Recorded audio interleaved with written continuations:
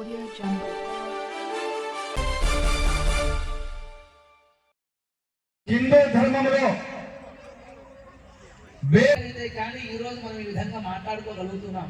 కానీ మనం ఏం చేస్తున్నాం, మన మతాన్ని మనం కాపాడుకునేటువంటి పరిస్థితిలో మనం లేము.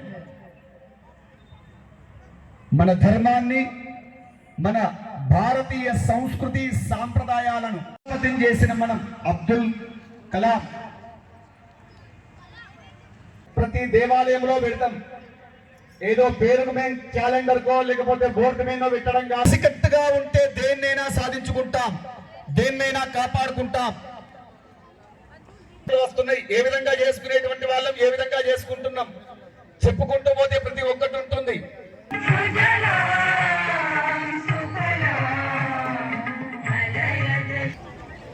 స్వామికి ధన్యవాదాలు.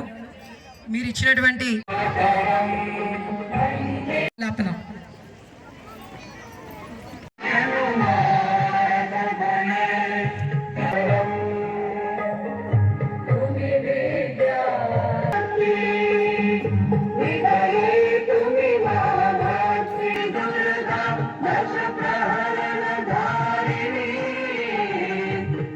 శాంతి శాంతి శాంతి. మరొకడు చూస్తే మనం తినేటువంటి తిండ్లలో విషాన్ని కలపటం, మరొకడు చూస్తే మత కలుగుతుంది. ఇంతగా చక్కగా గుళ్ళు అన్నీ ఉన్నాయి. మన భారతదేశం అంతా కూడా ఐకమత్యంగా కలిసే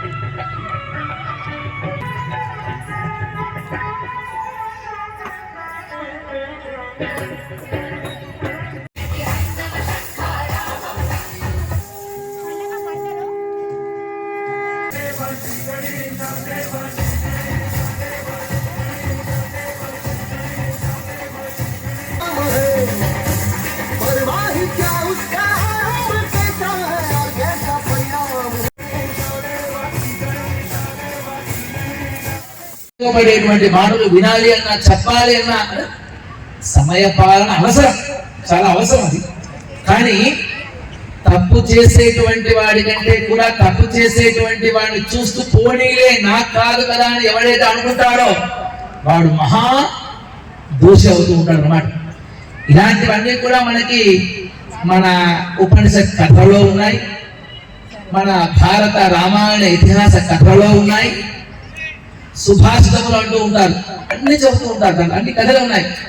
ఇందాకే అనుకున్నాం, మావి కాదు వేదాలు, మావి కాదు పురాణాలు, మావి కాదు ఇతిహాసాలు అని ఎప్పుడైతే ఆంగ్లేయుల పరిపాలన అవ్వచ్చు, ఆ తర్వాత వచ్చినటువంటి వారి పరిపాలన అవ్వచ్చు, వాళ్ళు ముందుగా మనకు చేసింది ఏమిటంటే నుదుట బొట్టు పెట్టడం, ఏదో జుట్టు లాంటివి పెట్టుకోవటం, బట్ట లాంటివి కట్టుకోవటం, ఇది కూడా మన ధర్మంలో భాగమే.